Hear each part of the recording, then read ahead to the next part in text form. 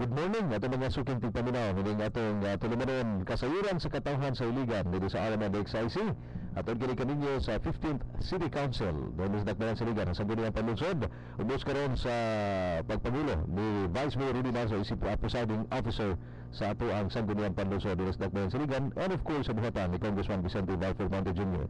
Sa ngalan sa atong mga regular anchors ng maong tulumanon nga sila si City Councilors Ariel Anghay o Bayani Ariel at tuguti kining inyong mga alagad Melvin Happy Harry Anggot kini si Divina Suson o karon butaga hinungdan nga ang inyong mga paborito usab nga mga anchormen ng maong tulumanon ang dili ninyo ikauban karon kita lang sa ang inyong temporary ikauban karong adlaw gumikan sa ilang gibo karong pagpangandam sa natakda alas 9 karong buntag doon itagayon nga special session sa mga sakop sa Sangguniang Panlunsod. Doon mga membro man silang konsyal Anghay, konsyal Ariola o kinahanglan. Lumibigid kay bugat no nga issue ang ilang tukiyon karong buntaga. Particularly ang pag-finalize sa supplemental budget number 1. Actually din sa tubangan karon. Kisa nag-post na ikaw? ako. Ikaw ba? Okay. So alas 9 karong buntag klaro gyud din ba sa agenda. The only matter to be discussed. Klaro ka. So doon nalay usa ka butang ang diskusyonan, istoryahan, i-finalize, hanggang ma-aprobar sa mga sakop sa Sangguniang Panlungsod karong buntag nga mao ang kuan pag-deliberate ug pag-approve sa supplemental budget number 1 nga kantidad og 65 actually ko ni nakabutang dito total amount of 114,117,640.16 for the general fund. Yeah. Dayon For the special account is 7,947,556 sa special account. Pero ato man nga sauran nato nakalabay nga regular session, no? Na ang 65 million lamang na component ni ang pag-aprobahan karon. Karong buntag. O kanang 65 million nga component sa supplemental budget number 1 nga aprobahan karong buntag is for the swelduhan sa mga casual halos ini halos akay ang uban MOOE man swelduhan sa mga halos tanan swelduhan sa mga casual workers sa casual employees for the months of July to December karong tuiga. Kaya nga naman buti pa sa kaya nga naman aron masiguro nga mabayaran gyud ang mga casual workers sa nagkadaiyang nga mga departamento lakit na aton na legislative legislative nga mo trabaho sugod karon bulana hangtod dito sa Disyembre kay arong walay charge to experience. Asa naman o kumusta naman di ay? Naragingan ba doon ay good news o doon ay bad news? The good news is ang sweldo sa mga casual sa mga departamento nga nag-submit na sa ilahang mga project profile submitter karon monon doon na pa special session or finalize doon na ni kini mga departamento doon na ni kasiguruhan ng mga casual employees nga kuan kining masulduhan mga casual employees masulduhan para sa kuan para sa umabot well duha ka mga butang ang reason is ang duha ka mga butang kining terminolohiya nga gitawag og prospective o retroactive prospective buti pasabot mag-aprobar sila karong buntag nga mo natakda nga pag-aprobar mag-aprobar sila karong buntag pero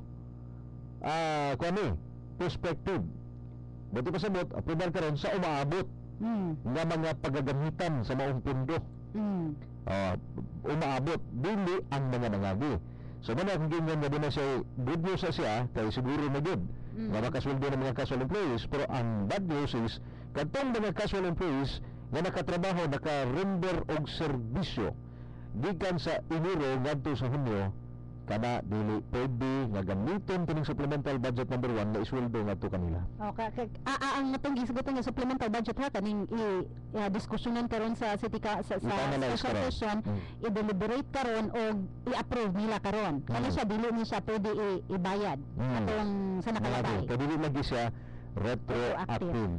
Okay. So anyway, managingan ba nga it's a lesson learned nga wala makasweldo sa una gumikan lagi kay walay programs and projects nga pinasubay sa Section 77 sa Local Government Code siguro sa mga ekspertos balaod na nagkinahanglan, no? Klaro man gini, di man kinahanglan nga mahimo tong mayor o nang makasabot ani.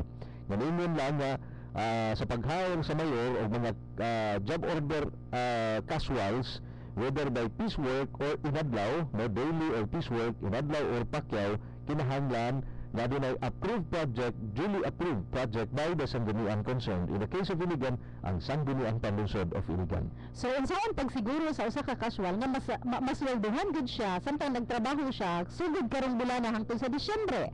Tan-awa ang listahan ni ma'am ang listahan or ang project profile ni department head or ni unit head or ni section head or ni division head nga naa din ang imong listahan tungod kay ang project profile maglangkob nining mosunod. Pangalan sa proyekto, rason ganun din ay proyekto. Iba na magina normal. Ang proyekto walay katarungan, igong katarungan. Wala na nga nag-asa ka pa doon. Asa ko. Panalitan ang project kay kuan, Task Force Kalikasan. Nganong naa may Task Force Kalikasan unsa ang trabaho? Unsa ka mahinungdanon ni ana? Unsa ka mahinungdanon ni ana? Ikaduha, nga mulangkob sa project profile, ikatulo di ay. Ikatulo na ay. Di ba masiguro nga din ay appropriation. Wala ko project kinahanglan ikaw mismo nga nagpropose sa project, nakabaw ka asa ikuhaon ng pundo para mo'y gamiton aron paglihok sa maong project. Unya, kung maghisgot tag project, di pangayo karon sa mga sakop sa sangguniang panlungsod sa project profile ang mga pangalan sa mga casual employee na i-hire sugod karong Hulyo padung sa Disyembre. Pangalan gid. Pila sila kaduok. Bila sila kaduok, of course, mahibalaan ka ng mga pangalan. And of course, klaro man pila ilang ang charges na identify naman kung unsa ilang skill. Nganong haon sila ni anang maong trabaho, maong proyekto. So, ana na siya. Kini actually tubag kini siya sa mga nanggula nga mga issue sa nangaging mga bulan nga bato dito nga kuno dunay mga ghost employees. Now this is now the solution to the issue. May kasulbaran. Araw ana ghost employees diha sa bisan asa man nga departamento sa City Hall. Kay in fairness, taliwala nga dunay pag-akusar nga daghay ghost employees ang sangguniang panlungsod, dunay patoy admission sa mayor siya nga dunay estudyante sa usa ka pribadong tunghaan diri sa Iligan nga casual employee. And later on, ato naibalaan nga gabi di kuno siya magtrabaho adlaw mo eskwela. Pero wala po ta kabalagon sa trabaho sa gabi. Wala na ko lang manunaan. Ang magtrabaho o gabi diha kay watchman. So posible nga watchman to siya. So self-supporting nga estudyante. O ganito nga kaning unsa ni siya? Sistema sa pag-aproba karon sa supplemental budget number 1, malikay na sad katong mga nahitabo bitaw sa nakalabay nga mga trabahante o mga casual nato sa City Information Office gisweldohan gamit ang funding sa Iligan City Anti-Drug Abuse Council. Diba? Mga pasangil technical malversation of funds. So malikayan to siya tungod kay of course dili ang taga CIO dili na gyud sila makakuha kwarta sa dili sila masweldohan gamit ang budget sa ikadak tungod kay ipasa mandaan ang ilang mga pangalan nga kamo CIO ra gyud inyo ha sa CIO jud mo mao ni atong programa mao ni atong mga project define na daan ba so sa ikadak pod mausad nga sa ikadak maura ning mga casual namo maura sad ni ang atong swelduhan gamit ang funding sa ikadak. Pero tuloy pa klaro. Dito kadlong Martes, di na lang may pipila ka mga departamento nag-isgot mo sa City Information Office pero wala diri sa listahan nga doon na gi-propose diri nga pundo aron isweldo sa mga casual sa City Information Office. Sige, ato nang pero doon na pa'y panahon. Kaya pa man special session, pwede pa mapaapas. Actually kay ang gihulat man lang naman din na mag-special session karon actually natuki na. Actually sa gani ka executive session kining caucus nag-caucus naman gani ang mga sakop sang gudang panlungsod kauban ang 17 ka mga department heads. Kauban dito unit heads. Unit heads na dili necessary department heads. Doon na sa representative ng uban. Nga na din naman gani caucus nga nahitabo aron mapasabot. Martes ha nag-recess sa session para mag-caucus, legislative caucus ang mga of course ang mga membro kauban ang mga departments ug mga unit heads from the executive. So muni siya nga muni na hitabo. So ato ipaklaro kining muna tayong listahan din nga kinsa ang nangayo og allocation o appropriation para sa ilang isuhol silang casual employees gikan sa July ngadto sa bulan sa Disyembre karong tuiga. Mauni sila nga mga department heads, mauni sila nga mga departments o mga Units or divisions. Departments and or units or division sa kuan ang naa niadtong Martes para mopasa sa ilahang project profile. So kamo diha nga mga naminaw karon nga mga casual employees, paminawa kung ang inyong division o inyong department na-appeal ba nining atong gikuptan nga listahan. Pero kini nga listahan ato ipaklaro. As of Martes. Adto ning Martes. Posible nga dinay moapas ani karong alas 9 sa buntag nga special session. Or posible sad nga naay nipasa kagahapon. Nanipasa kagahapon. Pero so far na atong adlaw Martes, pwede niyo sukmaon yung mga heads ani aron makasiguro mo, makasuldo daw mo. Kaya ba pa man, nga na po, wala man good, ibabaga na po sa Guniang Palusod, bali na po ng istorya. Ano ni, kini lamang ang nagsumiter o gipasalig nga adunay project profile nga isumiter karong adlaw, di ba kang iba na rin nakasumiter na kagahapon. Permits and License Division sa buhatan sa mayor. Laktod pagka-istorya, umo sa buhatan sa mayor, ang Permits and License Division lamang o niya pa ang usa Office of Senior Citizens Affairs, OSCA, mao lamang ang nakasumiter sa Imperial Mayor's Office. So far, natong adlaw Martes. Okay, dayon dirita sa kuan. Gamay ra man dayong OSCA no. Ilang pa. Gamay ra ganing permits and license po do. Una ang sa City Tourism Office, nangayo kini sila bugang pundo, una of course sa paglihok sa kaproyekto na ginana, magtao nga malihok sa proyekto, sa mga proyekto, way personahe. Okay, so ang Tourism Promotions, appeal. Ang Tourism Month Celebration, appeal din sa listahan sa atong supplemental budget number 1. Ang Public Services Division, kining Public Services Division, mao kini siya ang buhatan nga gitahasan sa pagkolekta o paglabay sa basura. Paghipos na dili ba labay ng mga tao sila labay na naghipos o nagkolekta sa basura, Public Services Division. Malaki po sa bining environment sanitation nga mga programa. Lakto pag istorya itong mga garbage collectors di na nagdahin, nakapangayo ang inyong division chief, inyong buhatan nakahangyo na mahatagan ng appropriation. Dirita sa security services. So sa security services, mga watchmen and of course ang ato ang mga traffic enforcers. Kana po MOOE traffic. Nakabutang MOOE traffic. Sa Guniang Panlunsod, legislative, nakalaki po sa nini, nakahatag usab. No, so meaning taliwala nga sa Guniang Panlunsod ang hangyo nga mahatagan nining kopya sa project profile, ang Sangguniang Panlunsod mismo ang nag-prepare po siya siyang kagalingon nga project profile. Dayon ang City Administrator's Office sa diya mismo sa mga buhatan except katong mga watchmen o katong mga traffic enforcers. Okay, so dirita sa CHRMO, doon na po ginangayo nga maintenance and other operating expenses ang CHRMO. Ang City Planning and Development Office, CPDO, appeal ini. City Civil Registrar's Office, diya sa ilahang scanning and cataloging project. Ang City General Services Office, doon na po gipangayo nga pondo.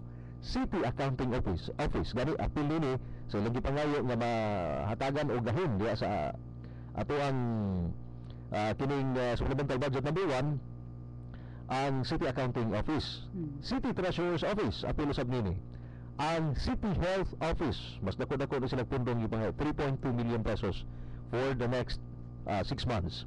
Ang atong CSWD, City Social Welfare and Development Office, CSWD in the sense nga doon ay pundo alang sa ECD o ECCD. Dayon alang po sa mga 4Ps, na mga coordinators sa 4Ps. Ang City Agriculture Office, City Veterinarian's Office, appeal nini.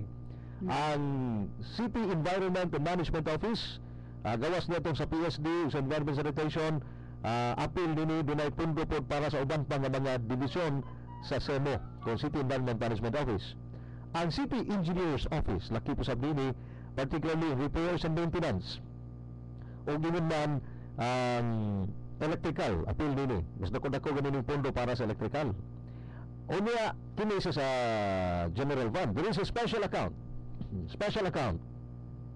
Gregorio Tillage Memorial Hospital, Doon na nagipangayo nga ang MOU ini mo kabat nga tos 22.325, so 22,325,000 ang Gregorio Tillage Memorial Hospital. So far sila yung pinakadako. Sila yung pinakadako. Iligan City Water Works Systems Office, silang pumping pag-ayos mga pumping projects sa mga ikwan. Na ngayon usab og pundo ang ICWS ug ang Economic Enterprise Development and Management Office. So, kung mag-isgot ang iyod mo, meaning naglangkob ni sa 7 service units. Di may 7 ka mga service units ang iyod mo. Unsa kini nga 7 ka mga service units? Palao Supermarket, Wet Market, Central Market, Fish Landing Area or Bagsakan. Ang ato ang duha ka mga terminal, IBJT North, IBJT South.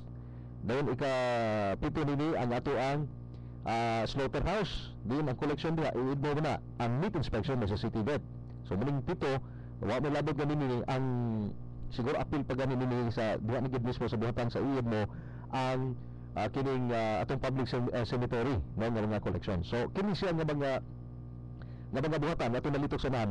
So far nitong adlaw Martes mao kini siya ang nakapangayo og gahin nga gikan diha sa supplemental budget number 1 nga natakdang i-finalize aron kaaprubahan sa mga sakop sa sangguniang panlunsod karong buntaga. Alas 9 ang taknas buntag. And hopefully, base na sa among gi-mention or gi-istorya kaganina ni Sir Melvin, nga katong iyahang gipangbasa kaganina nga mga departments o mga division, posibleng madugangan karong adlaw. Kay nata man siya kulang, di ba? Naganda ito, dumayo ito, Madunggan City Information Office, kaning housing, ang settlement office, housing. Naging balaka tanin nga, doon casual niya, way usab-usab sa manid, doon na para ba mga, ang ito paningkamot, ito pagitan human. Gano'n, pagid gani matandog ang 219 million pesos nga para sa housing. No? For shelter assistance ikas DSWD. Kada ba mga kuan? Wala makalihok na niya na, kundi na mga tao nga wag magkatutok niya na. Di kung di mo na makaya siguro. Di mo siguro na makaya regular lang. Pilar may regular ba sa HRO? Regular ba siguro si Kuya Rocky, si Kuan. Nana ba si Kuan?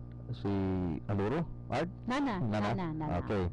Marami sila mga regular siguro diha. Marami ba rin? Murag ako, nabalaka ko. Sila ra. Anyway, so mao kini karon unang nungdan nga budget ni kinahanglan ni igo nga mga pagpangandam walay katarungan nga ato ang mga anchors ning tulumanon wala ni kauban karon nga ato ra gi pasabot unsay unod sa supplemental budget number 1 og again mao lagi mibalik ta sa nasigutan nato gaganina ngano sa 142 million apil na special account ani sa 142 million na supplemental budget number 1 nganong 65 man lang ang ilahang i-finalize karon tukion karon ato lang ipasabot kay sumala pa sa atong mga sources diya sa sangguniang panlunsod di na ipipila ka mga bahin sa proposed na supplemental budget number 1 na kinahanglan pang tukion o isettle kanabang halawon pagid nga pagtuon unsa pananglitan dingon ta nga sa ito nakutlo nga usalan ni di na i-propose diha nga intelligence fund sa mayor. Well, katungod sa mayor mga isang intelligence fund maski po supplemental budget pwede man siguro pwede man siguro ang problema lang nini kay sumala palagi unod diha sa intelligence fund nga gipangayo is di na isweldo casual then di na ipalit og computer ipalit og sofa. So kana man gud siya nga kuan, doon na guidelines, natuki na nato ganin na dinhi. Ang guidelines, so kung sa kaming memorandum circular number 99/65 sa DILG, nga kadto gid mo ni tong sundanan guidelines or tandanan sa imong pag-allocate og pundo gamit ang intelligence fund. So kini dapat man siyang masettle, gani basta intelligence fund bagong diskutanan mubalik na po sa paghisgot nga itong pinasuday gyapon sa IMC 99/65 nga nagkinahanglan kini sa credit advice. Doon ay credit advice gikan SCOA dahil kinahanglan pirmado sa no less than the President of the Republic, recommended by the DILG Secretary. Ingon ana na sa kakuan karon na ingon takakuti ang pagkuha sa pundo sa kining intelligence fund. Dapat pagani na ipirma sa city director. Yeah. ang city director mupirma siya nga certifying nga mao ni mga gikinahanglan in as far as peace and order is concerned. Dayon mo agi pa po na sa regional director sa PNP. Ang regional director sa PNP mo na mo kon endorso ni ngadto sa DILG mismo dahil ang DILG mo recommend ngadto sa buhatan sa presidente aron ang presidente na dayon mohatag og pagtugot nga magamit ang mga pundo sa usa ka local government unit. Sabi nga ako matawag natin din sa bitawag kakuti pero well mo na sistema sa itong daon mo na kinahanglan nga isa to mo na gitawag bureaucratic system. Bureaucracy sa na uban gani nga kantsaw sa uban no ato na ni personal bureaucracy doon ay kantsaw sa uban but anyway ato ning panghinaoton nga kining sistema doon ay panawagan ang Chairman's Committee on Labor and Employment nasugdan naman gid ni karon alang sa ato ang kuan kining sistema des pag kuha og pundor ni sweldo sa mga kaswal pagsulbad sa problema sa suhulan sa mga kaswal just wanna ask kung na-appeal ba ang aid sa 44 barangays aid sa Bato City Aid aid to barangays to ABC. Actually ang gihisgutan na mo katong 65 million nga tukion karong adlaw kuan man to siya component usa sa mga components sa 114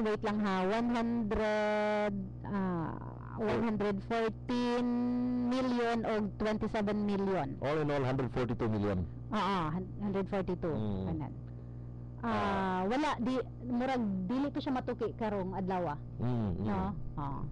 Ambot lang ka ato nang subayon niya atong pangutan-on ang ato ang ABC president kay nakakita man ta sa kuan sa kining agenda for today isa ra gyud ilang i-discuss ay oo adili unod man pod unod ba kung part ba sa aid apil ba diha nabay component diha nabay component diha nga alang aid ngadto sa kabarangayan City Aid para sa kabarangayan. Sa kaning 65 million nga ato ang gikuan, gihisgutan. Sige lang tan-aw na to unya. Oo, mahibaw-an nato. Kay human ani atong programa karon, dagan pud mi didto sa Sige. Sige yan naman tanig. Plukay. Lagi kay. Actually nakuan ko gamay kay doon na mag-text sa tuwa ba? Magkutana po sa itong i-discuss karon. Okay. So, ato nang i-check. Kung na ba? Magkutana siguro ito ABC President. Ano ba ka? Mismo ang Chairman's Committee on Finance niya atong hinggoilon. Ato pagkutana na-appeal ba? Ang actually, kung ano to? Pila ba to? 6.5 million. Ang gikinahanglan. Sa aid sa barangay? Aid sa kabarangayan. City Aid. Bugay na sa kani. Well, ato naman nakbitan, no? Gamay na lang kayo atong oras. Nakbitan lang natin kining panawagan karon sa Gregorio Tillage Memorial Hospital. Barabag, kuha siya. Makaingon tang gumikan din nga kalabuan, gisgutan na to supplemental budget number 1. Doon na may kasiguruhan ang mga apil din kay nakapangayo man ang City Hospital. In fact, the biggest share sa ala sa casual employees ang Gregorio Tillage Memorial Hospital. Kagabo nga naman nakadawat tagtawag gikan ni Dr. Anita Saloma ang hepe sa Gregorio Tillage Memorial Hospital ug naghanyo sa nato nga atong maanunsyo daw pinaagi sa atong mga programa sa kanhinan maanunsyo nato nga ang ato ang Gregorio Tillage Memorial Hospital karon nagkinahanglan og mga doktor maski mga general practitioners not necessarily nga dunay specialist mga espesyalista nagkinahanglan og mga doktor ang atong City Hospital. Gipaklaro niya nga ang atong mga doktor nga ipang-hire ilawon kini sa contractual basis. Doon ay contract of services nga pagpirmahan ng mga doktor og sila magdawat og suhol nga 40,000 pesos matag bulan. So 40,000 pesos matag bulan ang ilahang dawaton.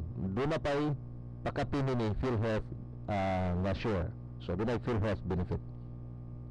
So doon ay matawag nato this is actually kini lang nga pag-hire buti pa sabot ni dayon din siguro to katong mga doktor nga pinasubay sa ka resolution nga mupirma si meron siya og kontrata tali sa mga doktor nga may trabaho do sa City Hospital dito nakalabang nga bulan sa Disyembre doon kay 15 ka mga pangalan doon na pag ganito gipaapas sa ato pa wala na dito sila kanang hawar matag doktor karon o doon na pipila nila if not all kinsa nga mga pangalan di ba gihatagan og authority sa mayor siya to kanang sign sa ilahang kontrata contract of service no alang ato nga mga doktor o gawas pa ni ana doon na po'y ordinansa nga increase ng ilang sweldo from 20 plus 1,000 to 40 something thousand di ba kay para matud pa aron competitive na pud nga sweldo kay mao hinungdan nga ang atuang mga doktor dinhi sa kuan doktor dinhi sa Iligan gipang pirate sa mga kasikbit nga mga local government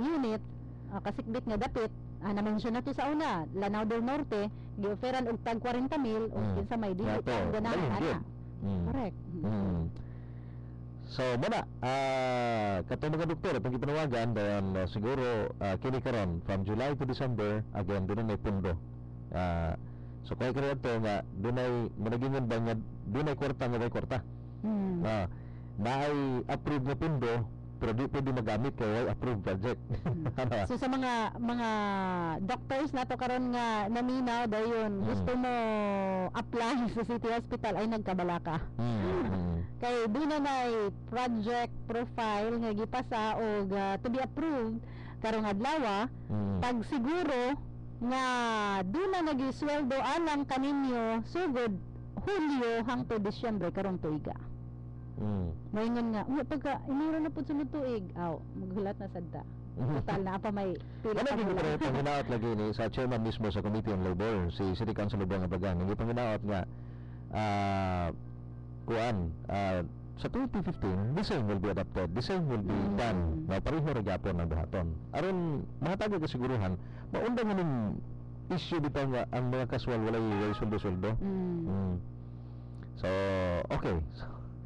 Tingog mo ito takat nagpuplok doon okay, so Divina, wala naman tayo igong panahon wala tayo igong panahon isingit lang gihapon ako ni ha gamay lang kaayog yun kay naglungot-lungot ako sa tagibures ko din sa mantika palihog lang kung maghatag magbiling sa kuryente ihatag yun sa balay ay ibiling sa silingan kay gitaguan sa silingan pag abot sa usa ka biling ay pagipagawas duha na dayon ka bulan pagkasunod adlaw kay tingputol na dayon palihog lang ayaw ibilin sa silingan kay aron dili ta magkuan maglungot-lungot aron di maghuot atong dughan kay nag-uabot ang duha ka bulan.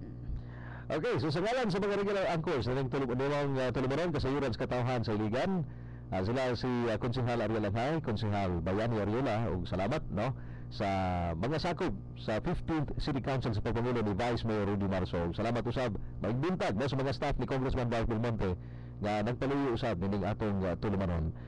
Kini yung mga temporary nga sa gikauban karong buntaga sa nining maong tulumanon. Well, happy highway ang mga panakit butas. So kini si Divina Susan, daghang salamat sa inyong pagpaminaw maayong buntag.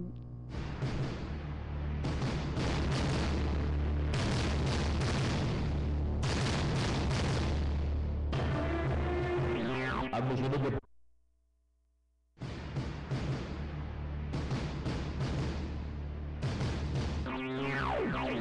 inadumati ang usa ka binayran nga programa. Ang mga pulong o gunahuna nga giluwatan sa nagdumala iyan lamang ug